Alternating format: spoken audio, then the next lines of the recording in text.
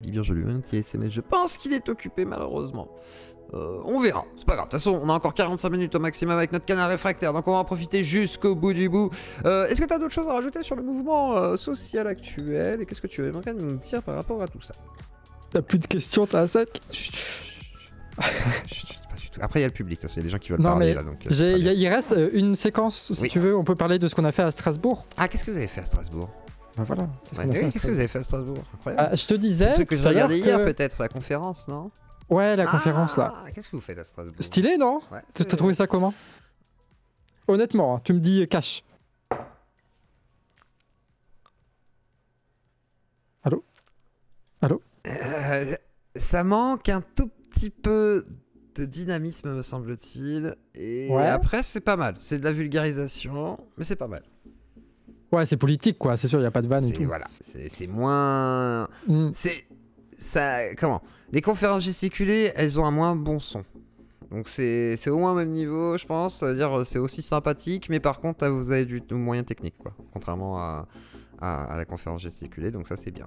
Et au moins, on vous entend. Par contre, je sais pas, je pense qu'il faudrait autre chose.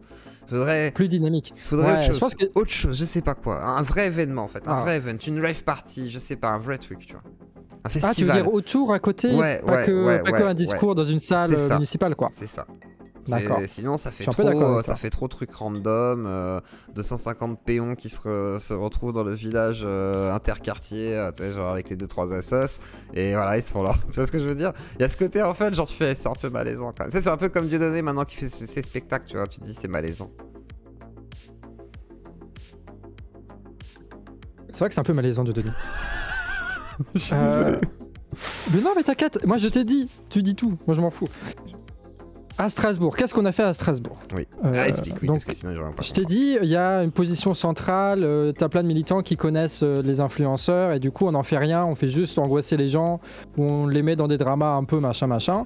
Du coup, nous, l'idée qu'on a eue, c'était de faire des collaborations avec des gilets jaunes, et notamment les gilets jaunes de Strasbourg, parce que eux, ils sont restés organisés, ils sont plutôt cool et ils savent faire le taf, tu vois. Et du coup, avec eux, on a organisé un événement où, en gros, on a dit à tous nos abonnés de venir, et eux, ils ont dit à tous les gilets jaunes, ouais, il y a Canard qui va venir, etc., etc. Et du coup, on a mis tout ce beau monde-là, une centaine de personnes dans une même salle. Et on a fait, moi j'ai fait un petit discours de présentation donc de 20 minutes, quoi, grosso merdo, 25 minutes. Et ensuite, on a eu des ateliers où en gros on disait, bah maintenant on organise le 7 mars. On a fait ça le 4 et 5 mars. Et le 7 mars, comme vous savez, c'était la grosse manifestation, le blocage, etc.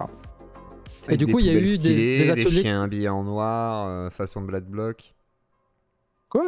Parce que t'avais fait un truc comme ça, tu sais, où t'expliquais qu'il y avait un chien habillé en noir, façon Black Bloc, qu'il fallait des poubelles stylées. Ah oui, faut tout passer. Voilà. Donc vous avez fait un atelier manif. On a fait, alors après c'est eux qui ont fait, moi j'ai juste fait mon discours et puis après c'est Déby a organisé un peu les ateliers et puis c'est les gilets jaunes qui ont fait ça.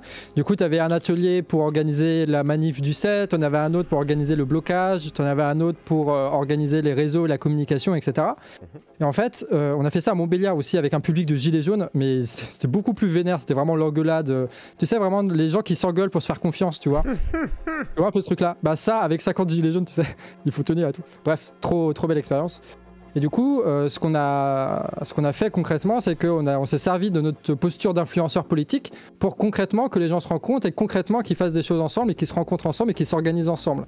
Ce qui fait que de par notre petite action, on a vu des ateliers se faire avec 50-60 personnes, des gens prendre des responsabilités dans leur première manifestation, etc. Tu avais plus de la moitié des gens qui étaient là à Strasbourg, c'était leur première manif, tu vois, ils n'étaient pas dans les gilets jaunes et tout. Et du coup, on arrive à concrétiser ça. Et par exemple, tu avais aussi une autre expérience où les gilets jaunes de Strasbourg, ils avaient fait un tract. En gros, ils disaient la retraite à 64 ans, c'est de la merde, mais aussi l'inflation, mais aussi la guerre, mais aussi l'écologie, tout ça. Ils avaient fait tout un tract. Ils l'ont mis à disposition. Nous, on en a parlé et ça s'est retrouvé. Et juste les retours qu'on a eus, donc il y en a probablement plus, dans des dizaines de groupes gilets jaunes où des tracts ont été faits parce que nous, on en a parlé. Et du coup, on essaye vraiment de rentrer dans cette dynamique où on est des influenceurs politiques, oui, et on essaie de transformer ça concrètement dans le réel pour qu'il y ait des choses qui se passent, des gens qui se rencontrent et des actions qui se fassent. Tu t'en rends bien compte? Eh ben, ce sera ma place si je dois finir en prison. Destiné. Tu veux faire comme Assange, manger des croûtons de pain et de l'eau froide? Le protocole TCP. Franchement, merci que vous faire. Le protocole. Protocole NCP. J'ai rien compris. Attends, vas-y, j'ai l'air ton truc, mais j'ai rien compris. Attends. Le protocole. Attends, ça se trouve, c'est pour toi. Hein. Parce que ça a l'air d'être une question compliquée, donc je crois que c'est pas pour moi, les copains. Attendez, je vois pas. Le protocole TCP/IP est dû à un français, Zimmerman, ARPANET. Ah d'accord, Ah ok, d'accord, Internet. Excusez-moi les copains. Putain, il y a la pub sur YouTube maintenant. Vous savez qu'il y a la pub sur YouTube? Qu'est-ce que tu penses de l'évolution de YouTube? Pour les lives? Ouais. Je sais pas, je sais pas, j'ai pas d'avis. J'ai pas d'avis. J'ai pas d'avis du tout. Les gens crient Polo en attendant, c'est le temps que la pub passe. Désolé, hein, c'est le petit instant pour les gens de YouTube qui maintenant ont de la publicité, mais pas du tout au même moment que Ah ceux ouais, de pendant Twitch. les lives, je savais pas que c'était pendant les lives, ça fait longtemps. Ça existe en fait. Non, c'est tout récent, on voit ça depuis une semaine. D'accord. Alors, je crois que je peux décocher un endroit à chaque fois, mais il faut que je retrouve le truc. Donc, je vais regarder là. Attendez, je vais vous l'enlever aussi. Mais voilà, donc il y a de la publicité de partout maintenant. C'est comme ça. On est des panneaux publicitaires, il faut bien le savoir. Hein. Donc, bah, on en revient à ce qu'on disait. Qu'est-ce qu'on disait déjà? Strasbourg, tout ça. les Donc, ateliers et tout. ouais, tu vas finir en prison. Donc, du coup, est-ce que vous leur apprenez à se protéger aussi de la police? Parce que la prison, la police. Il y a eu des trucs de qu'est-ce qu'on doit. Je crois qu'il y a eu ça. Hein. Surtout il y a eu une action de blocage qui a été faite à Strasbourg et du coup tu as eu une petite formation de savoir qu'est-ce qu'il faut faire quand il y a un flic, qu'est-ce qu'il faut faire si on est en garde à vue, etc. Donner sa petite identité et rien d'autre, appeler tel avocat, tout ça. T'avais des gens des écolos qui avaient fait des actions de désobéissance qui faisaient ça. D'accord. Attends, question de Kuro tout simplement. Quel est l'avis de Johan sur TikTok? Ah, est-ce qu'il y a rien qui sont en mode TikTok, c'est l'Eldorado, on fait 1 milliard de vues? Sauf que ce n'est pas un public qui s'engage, il n'y a aucun... comment dire? En fait, TikTok, moi je vais vous donner mon avis avant celui de Johan. Pour moi, TikTok, vous n'avez pas de possibilité réelle d'engagement d'un public. C'est-à-dire, vous allez avoir un public que vous touchez grâce à un algorithme extrêmement bien foutu à la limite, mais genre... faut vraiment avoir de la chance pour que le public TikTok soit aussi engagé que Twitch et YouTube. Parce que là, c'est deux plateformes où genre tu passes ta vie dessus, tu vois. TikTok, c'est un truc que tu consommes en binge-watchant, plein de trucs différents, mais tu t'en bats les couilles la plupart du temps, tu regardes ça, tu oublies, tu vois. Donc pour moi, TikTok, c'est vraiment du facile à consommer. Donc ça a ce défaut aussi du facile à consommer, et ça a aussi le côté tellement éphémère. Et moi je me méfierais peut-être de TikTok sur ça. Ça peut être très intéressant sur un court terme, mais par contre sur du long terme, n'y pariez pas beaucoup pour l'instant en tout cas, à moins qu'elle évolue comme plateforme et qu'elle arrive à remplacer les autres en proposant du vrai format live, plus accessible, etc. D'une autre manière et qu'elle soit pas en mode... Là on comprend rien sur les lives par contre, hein, c'est vraiment de la merde. Bref, vas-y Yoann, ton avis, moi je donne le mien. Bah déjà, je vais révéler un complot, c'est que Kuro tout simplement qui a posé cette question-là. Je sais qui c'est, mais vas-y. Et qu'on a salarié la semaine dernière au Canard Réfractaire et qui s'occupe des montages pour les TikTok du Canard Réfractaire. À l'époque, t'avais annoncé que tu comptais le prendre, donc pour moi c'est pas une surprise. Et voilà, maintenant il est salarié. Pour beaucoup d'ici, ce n'est même pas une surprise. Kuro, vendu! Toi aussi tu me dois des sous, fais comme Jean-Robin! Hein, le canard, toi aussi fais comme Jean. Je vais demander moi je te donne des sous, je te ramène des gens et tout. Je serais riche et tout, ce serait incroyable. Toi c'est vrai que tu me rapportes des sous, j'ai rien à dire. Mais je serais riche, si chacun donnait. Vous vous rendrez compte si vous me donniez tous 1 euro déjà. Ça c'est ce qu'on disait l'autre fois, mais ça c'est l'utopie de tout youtubeur, incroyable. 80 000 personnes en passage unique, hein. C'est incroyable. Hein. Abonnez-vous à la chaîne quand même. Un minimum, hein. Si vous n'avez pas mis le pouce bleu, mettez le pouce bleu avant. Et après, si vous aimez vraiment bien, vous abonnez. Mais sinon, voilà. Ok, mais ce serait quand même un geste. Moi, je dis ça, je dis rien. À défaut. Vas-y, je te laisse en parler. Et TikTok, ils sont un peu en mode... tu commences, ils te valorisent vachement les vidéos pour te faire rester, que tu investisses là-dedans. Et au bout d'un moment, ils te font plus du tout voir les vidéos, ils passent plus du tout dans l'algorithme et tu fais plus 100 000 vues, 200 000 vues, tu fais 3 000 vues, tu vois. Et en fait, l'algorithme, tu vois, sur YouTube, c'est toujours à peu près pareil. C'est-à-dire que nous, on va faire 30 000, 40 000 vues, on va monter à 80 000. Alors, il y a des baisses quand même. T'as pas des moments où tu montes très haut, tu sais, genre tu fais faire le double de vues habituelles et d'un coup tu redescends un peu pas comme avant, mais c'est un petit peu en dessous quand même que de ce que tu devrais faire. Il y a un facteur 2, il y a un facteur 3 grand maximum, tu vois. Ça, ouais, à peu près. TikTok, t'as un facteur 100 sans problème. En fait, ça dépend de... C'est l'algorithme qui va décider beaucoup plus que YouTube que cette vidéo-là va marcher et cette vidéo-là va pas marcher. Du coup, c'est ultra capricieux. Tu peux faire des vidéos incroyables, ça va faire de la merde, et y a des vidéos qui vont exploser, tu sais pas pourquoi. Et tu réfléchis, en fait, c'est juste que l'algorithme décide que cette vidéo-là, on va la faire monter parce que ça fait longtemps qu'on l'a pas montée, pour que le gars continue à créer du contenu sur notre chaîne. Et l'algorithme est beaucoup plus pervers que sur YouTube. Du coup, c'est un peu chelou. Et du coup, nous, on a essayé de faire ça. Donc au début, ça marchait bien. Après, c'était un peu galère, machin. Là, on retrouve sur un truc où on arrive à faire 30 000, 40 000 vues, tu vois. Avec des contenus qui sont soit des extraits YouTube, soit des trucs faits écrits par Emery, qui est à Cryptic, et tournés par Nina, et montés du coup par Kuro. Et voilà, TikTok c'est bien, il y a beaucoup de choses qui vont se faire chez les jeunes quand ils vont prendre la parole. Moi j'ai vu des TikTok de gens qui parlaient par exemple des prix de leur caddie, etc.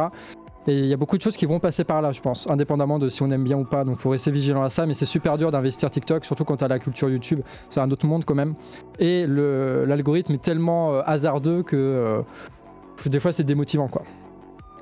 D'accord. Voilà, c'est mon avis. Voilà, tu trouves ça pareil, très éphémère, quoi. Pas éphémère, live, mais capricieux. Et pour le format live, parce qu'il y en a capricieux. peut-être qui imaginent que le format live est une opportunité sur TikTok. Est-ce que, à ton avis, ça peut donner quelque chose ou que dalle? Je connais pas. Moi, j'utilise jamais TikTok. Ouais. Donc, je sais pas trop. Les lives, on m'a montré vite fait. En gros, c'est des mecs qui disent rien ou qui s'engueulent des fois. C'est ça, c'est qu'il y a pas Et de il faut vrai cliquer live, sur en fait. des trucs. Il y a quelques je lives, comprends si, t'as Pierre Bourras, t'as 2-3 personnes qui font des trucs, tu vois, Pierre Bourras qui fait des canulars, etc. Mais en fait, c'est trop. Comment dire, c'est trop de niche, donc tu peux pas te dire ouais faut que j'aille sur TikTok regarder un live, tu vois, c'est pas un réflexe, tu vas plus te dire à la limite si le mec il multi-stream et qu'il est sur TikTok en plus, ça peut être rigolo, tu vois. Pourquoi ça peut pas, rajouter une plus-value, mais voilà, ça te rajoute juste un truc en plus, comme moi, tu vois, moi ça m'intéresserait à la limite, mais pas pour être que sur TikTok, tu vois, je m'en bats les couilles de TikTok, frère. C'est le gros problème, et surtout le contenu, pour moi il est pas intéressant, c'est trop court en fait. Et du contenu c'est pas adapté du tout à difficile toi. d'avoir une idée en fait. Et puis même moi qui veux faire des gags et tout, je peux pas faire en 1 minute, tu vois, c'est trop, voilà, c'est trop cut, quoi. Et c'est-à-dire qu'il faut que tu embauches un monteur et tout, mais tu peux pas monétiser, du coup c'est des investissements à moyen de me payer moi en fait, donc ouais c'est ça, donc tu peux pas donc, voilà, moi je me refais mes chicots là, donc c'est difficile et je sais même pas si je vais réussir à faire que plus que dedans, donc c'est déjà bien. Donc, et en plus je suis remboursé, mais il faut avancer les soins, donc c'est déjà un stop, quoi. Et surtout je pense qu'au Canard, même si on n'est pas les pires, on est quand même très dans un discours politique et on n'est pas trop dans des trucs marrants ou des trucs avec la plus-value comme ça. Du coup nous on arrive un peu, même si en vrai nos TikTok sont plutôt cool et s'améliorent et tout, mais si la niche que politique, elle est très fine quand même sur TikTok, elle est très mince comparée à YouTube, quoi. YouTube on est beaucoup plus habitué. De la musique de merde, du spam, des après il y a Glupatate. Glupatate, tu vois Glupatate? Oui, oh. Il fait des millions de vues sur TikTok. Ouais, mais il aime bien se foutre de ma gueule, cet enculé, il a un Glupatate. Si jamais je trouve ta salle de sport, toi aussi. Non, je rigole. Non, mais Glupatate. Non, en fait, Kuro, Glupatate, à gauche aussi, pas si mal. Ouais. Après, je trouve que l'interview d'à gauche était bidon, par contre. Vraiment désolé, à gauche, c'est pas méchant, mais genre vos interviews de Bégodeau et tout, je trouve que ça. En fait, c'est une bonne initiative, mais l'interview, bah déjà, au niveau qualité technique, il y a un gros problème, et ça, faudrait voir du côté de Bégodeau, mais ça, c'est un autre défaut. Après, derrière, c'est aussi les questions, je trouve que on tourne toujours sur les mêmes trucs en fait, et du coup ça change rien, tu n'apprends rien avec Bégodeau dans cette interview, je trouve ça dommage. Moi j'aimerais bien avoir Bégodeau, mais pour justement faire une sorte d'interview un peu plus introspection, un peu plus tu sais, blabla de comptoir, justement la discussion qu'il a eu avec M, tu vois, dans son livre Notre Joie, où on a fait une critique dessus avec Modin Malin. Enfin moi c'était pas une critique, c'était plus une analyse, on va dire. C'était intéressant, tu vois, et du coup j'aimerais bien voir ça, mais il n'y a pas de contenu comme ça à gauche pour l'instant. On est toujours sur le côté très politique, très machin. Et c'est dommage parce que le côté plus humain est plus attirant que le côté politique. Des fois, le côté politique te rebute alors que le côté humain peut t'amener un vrai truc qui est une plus-value réelle en fait. Et c'est souvent ce que les gens apprécient chez les gens chez moi, parce que quand tu as une interview chez moi, souvent ça te rend un peu sympathique. Et même que tu sois de droite ou de gauche, bah en fait les gens ils apprécient bien. Wissam, ça lui a pas fait de mal de passer chez moi en vrai, hein. Et c'est ça qui est intéressant, c'est que c'est pas pour rien qu'il est venu d'ailleurs. Je pense qu'il s'est bien rendu compte que ça pourrait être utile aussi à son image, et ça a été utile malgré tout, même si c'était compliqué pour lui dans la confrontation un petit peu, pas forcément face à moi, mais dans tout ce qui se passait à ce moment-là. Et comme j'avais reçu Conversano la veille, voilà, le côté un peu dos à dos, mais ça c'est la bêtise d'internet aussi, alors qu'en vrai c'est une opportunité pour lui à ce moment-là, parce que quand t'as un Conversano qui passe la veille de toi, ça te fait aussi une fenêtre, enfin t'as une ouverture face à un public que tu peux pas acquérir à la base, qui va t'écouter, qui est pas censé t'entendre. Donc ça peut être intéressant en vrai. Mais bon, ça c'est un truc qui est compliqué à réfléchir encore aujourd'hui, parce que voilà, il y a toujours ce côté on est surveillé par les copains, nanien, qu'est-ce qu'on va dire. Bref. Et toi d'ailleurs, ça. Ouais. Comment tu l'as vécu ça à l'époque? Est-ce qu'il y avait justement ça? Et aujourd'hui, vas-y, ta question c'est encore ça? C'est ça que tu veux dire? Attends, j'essaie de reformuler juste ce que t'as dit, j'ai peur de pas avoir compris. Genre la surveillance. Ouais, les copains de gauche qui disent non, faut pas aller là-bas, c'est dangereux, ou parle pas avec machin, c'est pas ouf. Toi, tu t'en battais les couilles, mais je m'en bats toujours les couilles parce qu'on est dépendant de personnes pour faire ce qu'on fait, et on fait pas ami avec des gens parce qu'on aura besoin d'eux pour machin. Tout ce qu'on rend des comptes à personne, et on demande à personne de nous demander des comptes, quoi. Nous on s'en bat les couilles, on fait les trucs, hein. Mais ça, c'était l'autre, tu sais, c'était les petits des gauchistes qui, dès qu'ils ont un peu d'influence ou une semblant d'organisation, machin, ils essaient de faire des unions pour faire un plus gros parti, pour faire un truc, essayer de machin. Nous, on s'en bat les couilles, on taffe, et puis voilà, quoi. Donc, que les gens, ils pensent ça ou ça, je m'en fous un peu, quoi. Surtout que la plupart des gens qui regardent les vidéos s'en foutent totalement, tu vois. De à qui il a parlé, qu'est-ce qu'il a dit, machin, ils viennent là pour le contenu des vidéos. Donc bah tu leur donnes du contenu. Ce que pense Twitter ou ce que pense machin, on s'en bat les couilles. On s'en bat vraiment les couilles. C'est pour ça la gauche Twitter là, c'est... Ouais, mais t'en as quand même qui sont laissés un petit peu minés par ça. Et tu penses à qui? Je sais pas, les bouseux, les machins, toutes sortes de personnes. Bouseux, ça dégage, même Dany Raz, en vrai. Dany Raz, ça leur a bouffé le cerveau un temps, tout ce qui est Twitter, les dramas. Il y a eu un temps quand même où ça leur a pas fait du bien, quoi. Je suis d'accord, mais c'est quand même une évolution Dany Raz dans le sens où ils font des choses en s'opposant à Twitter. Alors ils sont influencés parce que Twitter leur envoie plein la gueule, mais ça montre bien qu'ils sont aussi en opposition face au Twitter de gauche. Alors qu'avant on avait des bouseux, des trucs, des machins qui étaient de Twitter de gauche et qui voulaient pas s'opposer à ça et qui disaient tout et n'importe quoi pourvu que Twitter était content, quoi. Donc il y a quand même une évolution. Maintenant les principes, la nouvelle génération entre guillemets canard Dany Raz, on bat les couilles de... On dit pas les choses en fonction de Twitter. Après, eux, ils sont un peu plus sur Twitter que nous, c'est sûr. Mais, ouais, mais même si t'es sur Twitter, en réalité, le public de Twitter ne vient pas sur Twitch et YouTube. Ils mettent des extraits, ils clippent, ils sont là, ils ont dit ça, tu vois, genre. Mais en vrai, ils sont pas là, quoi. Les gars, OSEF, hein, mais vraiment. Mais bien quoi, sûr. C'est pour ça que moi je m'en battais les couilles de base en me disant ouais, Twitter c'est un autre monde, c'est un autre monde du net, mais c'est pas le même monde, même s'il réagit sur ce qu'on fait soi-disant nous, mais il réagit sur des bribes, il réagit sur des extraits, il réagit pas sur des lives entiers, ils s'en battent les couilles. Et quand les mecs sont sur Twitter, au pire ils trollent la plupart du temps quand c'est du public, de chaque public d'ailleurs, tout le monde troll un peu en mode voilà, OSEF quoi. C'est comme ça. Que pense-t-il du travail de Jean Massy? Ah oui, plusieurs fois la question est revenue. Et deuxième question après ça, c'est est-ce que tu aimerais travailler avec un influenceur, enfin est-ce que tu aimerais faire des featuring? Mais la première question, qu'est-ce que tu penses de Jean Massy? Je n'ai aucun avis sur Jean Massy. Aucun avis, aucun affect, je m'en fous un peu. Il fait ses trucs. Il a l'air gentil, je l'ai vu une fois, on s'est pas parlé. Pareil que t'as rencontré Mulch en manifestation aussi. J'ai rencontré Mulch en manifestation, on a fait un check avec Bienfait pour tous, on a discuté pendant 30 secondes et après on a repris les micro-trottoirs. Incroyable. C'est la rencontre du siècle. C'est incroyable. Est-ce qu'il avait une Rolex? Il avait pas de Rolex, non. Bon, et par contre, il y avait Jeff Bezos à côté de lui. Ça, c'était assez... C'est vrai? C'est la preuve, bah ouais. Alors ça y est. Mais tu sais que moi, fallait pas le dire. Merde, il m'avait dit de pas le dire. Non mais la vérité, on va être tout à fait honnête. Hein. Lui, il peut dire ce qu'il veut. Moi, je sais qu'il est son père, quoi, donc il peut mentir tant qu'il mord. J'ai les datas. Je vais pas les sortir, Mulch, parce que l'autre fois il m'a dit ouais, il sort les datas, ça c'était une provocation pour que j'aille en prison, j'imagine. Mais en même temps, je vais pas sortir son père, tu vois, c'est débile. Mais par contre, non, je suis sûr de moi, hein, Mulch. Et merci pour ton sub, Fly Loom. Mais effectivement, et j'ai rien contre ça, tu vois, le fait que tu sois bourgeois, tiens, ça va rejoindre un peu le sujet. Puis ensuite, je te demanderai avec qui tu voudrais faire un featuring, mais genre. Que tu sois bourgeois, je m'en fiche en réalité. Ce qui m'embête beaucoup, c'est que tu veux nier beaucoup de choses comme ça, des réalités. Comme quand tu réécris l'histoire, par exemple, sur ton Wikipédia là, et que tu dis ah ben non, ça fait que 15 jours qu'on fait une cagnotte alors que ça fait 3 mois, frère, et c'est pas grave. Et c'est pour ça que moi je joue là-dessus et que je te dis t'as fait des échecs parce que ça te rend fou. Comme quand on te dit que t'es un bourgeois, ça te rend fou. Et tu veux même minimiser ce qu'on appelle la petite bourgeoisie, hein, la sous-bourgeoisie, la bourgeoisie culturelle, en disant je ne sais pas ce que ça veut dire, moi je veux pas qu'on dise ça, je trouve que ça floue les pistes.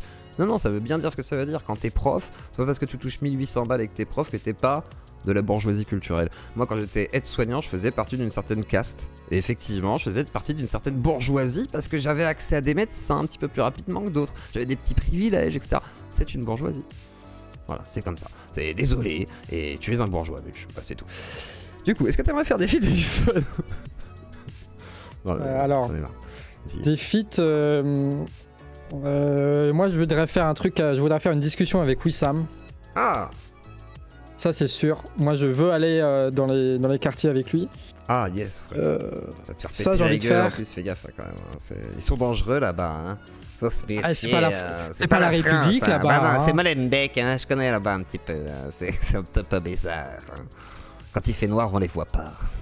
Pardon, j'arrête. Donc j'ai beaucoup envie de faire ça avec lui parce que en plus ça va faire un peu mélange des... Bon après même si Wissam c'est pas le prototype de l'arabe de quartier tu vois, mais ce qui est quand même très intellectuel et tout. Mais je trouve que ça fera un beau mélange parce que nous, on a quand même, on a un peu un côté écolo et un peu un côté 16, un peu beauf, tu vois. 16. Et 16, c'est pas un beauf, c'est un bobo. Non, un beauf. 16. Non, mais c'est un putain de bobo. Ah, oh non, mais Greg, là, faut que tu viennes, là. Non, ça, putain, non, ça va pas, faut un clash, ça va pas, là. Alors, 16, c'est un bobo de merde. J'accepte, il y a un peu de subtilité. Je suis désolé. Mais il a fait des chansons qui sont quand même très prolo. Attends, je dis. Manu dans le cul, je suis désolé, c'est prolo. Dit que... Roi de main, d'accord, c'est bobo. 16. Mais les histoires d'amour, c'est pas prolo, ça, peut-être? Jacques Brel, il faisait que des chansons d'amour. Attends, prolo. Alors que c'est un bobo. Je dis ça à Greg pour qu'il se ramène. C'est un prolo alors que c'est un bobo. Alors que c'est un... Vas-y, je te laisse continuer, c'est un bobo. Donc avec Wissam, moi j'aimerais bien parce que ça fera un beau mélange, une conversation. Je vois à peu près la vidéo, donc j'ai envie de faire ça. Après, qui d'autre? Je vois pas avec qui je pourrais faire... J'aimerais bien faire des interviews de gens peut-être. Notamment mais pas forcément des influenceurs politiques, plus des militants qui ont des histoires à raconter, des trucs. Les influenceurs, t'en as très peu qui m'inspirent. Très peu que j'écoute, et ceux que je respecte comme Daniel Raz, je vois absolument pas quel contenu on pourra faire ensemble. Donc il y a vraiment que Wissam que je vois qui a un truc intéressant à faire. Un truc qui est bizarre, c'est genre, par exemple, tu acceptes de venir chez moi quand je t'invite et tout, mais pourquoi tu fais pas des trucs comparables, façon de parler, bah, du coup avec Daniel Raz, Wissam, des trucs un peu spontanés aussi. Enfin c'est bête, hein, mais je... Alors il m'invite pas. Oh les salauds. Moi je viendrai, tu vois, si... Nous on dit oui à tout à peu près, tu vois. Donc voilà. Bah, un jour peut-être, mais après moi enfin. Tu discuterais avec tout le monde, toi? Vraiment? Ouais, Enfin, c'est quoi ta limite? Je réfléchis. Est-ce que je discuterais avec moi? Je sais pas, faudrait voir. Je pense que c'est surtout au niveau du contexte, du temps, etc. Mais si j'ai le temps et que le contexte s'y prête, je pense que je pourrais discuter avec pas mal de gens. Peut-être genre les racialistes comme Conversano, ce serait peut-être compliqué. Oh, j'allais te proposer Conversano. Pourquoi pas Conversano? Tiens, je sais pas. Il serait capable de discuter avec toi en vrai. Tu vois, ça veut pas dire pas grand-chose. Il serait d'accord.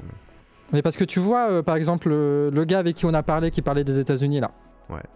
Genre, on n'est pas d'accord sur plein de trucs, je pense.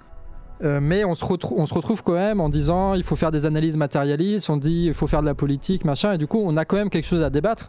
Un racialiste comme Conversano, je pense qu'on n'a rien en commun qui nous permettrait de débattre. On parlerait juste dans notre coin en balançant nos trucs. Et je suis pas sûr qu'il y aurait vraiment d'échanges. Je pense qu'on peut avoir des échanges avec des gens avec qui on n'est pas d'accord si on parle à peu près de la même chose. Et Conversano, je suis pas sûr qu'on sera capable de parler de la même chose.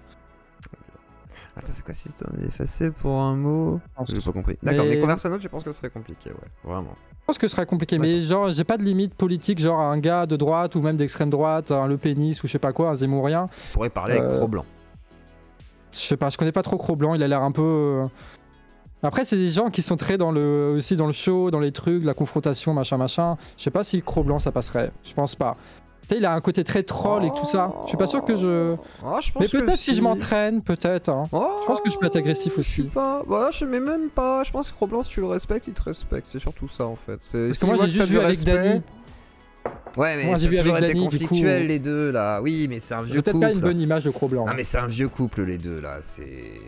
Franchement, en vrai, c'est. Voilà. Comment Conversano est insupportable, rien à voir avec KV. Putain, ouais, vous en êtes là. Je sais pas, j'aurais dit que Conversano aussi, il est facile à discuter. C'est pas la même chose, mais c'est pas les mêmes personnalités du tout. Mais je veux dire, Conversano est éduqué, il est calme, il pète pas des plombs comme ça pour rien. Surtout maintenant, quoi, il a pris de l'âge, donc il est beaucoup plus calme. Canard versus Consul Pazen. Bah, je pense qu'il serait pas contre, mais voilà, le truc c'est que pour lui, il n'y a pas de grand intérêt. Et puis Pazen, pareil, je pense que. Après que Pazen invite au pire le Canard, qui se dira peut-être oui, hein. Ça peut être intéressant. Je pense que je dirais oui à des trucs comme ça. Après, c'est beaucoup au niveau du temps aussi, parce qu'on a d'autres. C'est ça, oui. mais. Parce que c'est quoi les activités du Canard actuellement? Oh bah, faire des vidéos, et puis maintenant, il faut qu'on fasse le tour de France pour voir tous les gilets jaunes de France, donc.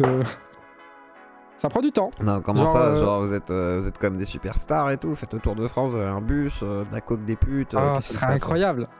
Ce serait incroyable d'avoir un bus. Ah, ce serait incroyable. Le canard bus, vous l'avez pas encore? J'aimerais tellement avoir un canard bus avec un énorme canard, mais tu sais, un bus tout jaune et tout là. Un gros canard géant. C'est mon rêve. Un canard dedans, tu mets un cadreur, tu mets un ingé son et tout là. Avec la monteuse et tout. Avec un plateau à l'intérieur. Je rêve de ça. Un jour, on aura ça. Mais en attendant, on est deux dans des trains en seconde classe. Bah en fait du coup ça mixe entre des rushs de vidéos, genre là il y a une grosse vidéo d'une heure, plus d'une heure qu'on doit sortir ce week-end là, Et par exemple, la semaine prochaine, il faudra sortir pas mal de vidéos, donc être à fond sur le mouvement social et puis essayer de faire d'autres vidéos d'analyse politique sur la crise des logements, sur l'inflation, les trucs, les machins. Et à partir, on espère, il faut qu'on voit avec le canard, mais nous, ce qu'on voudrait, c'est partir par exemple toute la semaine du 20 au 24-25. Du coup, là, toute cette semaine-là est baisée par le Tour de France parce qu'on voudrait retourner dans l'Est pour refaire des liens avec tous ceux qui sont tous les gilets jaunes de l'Est. Donc ça alterne entre rush de vidéo, donc rush d'écriture, rush de tournage, rush de montage, et après partir dans un train, rencontrer plein de gens différents et s'engueuler avec plein de gilets jaunes différents. D'accord, vraiment le militantisme, les vidéos. Il vient pas, Greg? J'ai pas eu de réponse. Hein. Je pense que ce soir là, ça va être dur. Hein.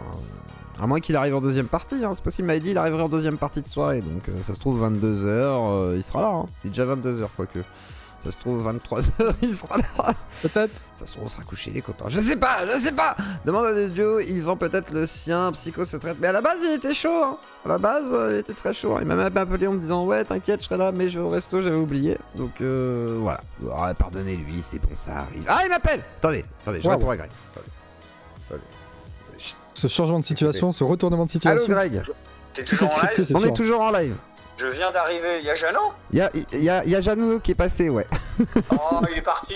Oui, mais il peut revenir, ça se trouve. On peut s'arranger. Ah, Jeanne. Bon bah venez les gens, Greg arrive. J'arrive dans 10 minutes, ok? À tout de suite, oui, pas de soucis. Bisous, à tout de suite. Salut Jeannot, je veux voir Jeannot. À tout de suite. Bon, il arrive. Donc du coup, voilà. Donc, quand on parle du loup, voyez, vous inquiétez pas, c'est bon. On fera une deuxième partie de soirée, vous inquiétez pas. Je vais peut-être faire un deuxième café encore. Aïe. Bon, du coup, qu'est-ce qu'on disait? Je sais même plus ce qu'on racontait là. On faisait le tourbus, rencontrer... le canarbus, toujours pas. Voilà, Zio, le canard serait chaud pour un débat avec qui sera. Mais arrêtez vos conneries les gens. Oh putain, c'est pas possible. Hein. Greg n'est pas bourré, Greg est chaud, c'est pas la même chose.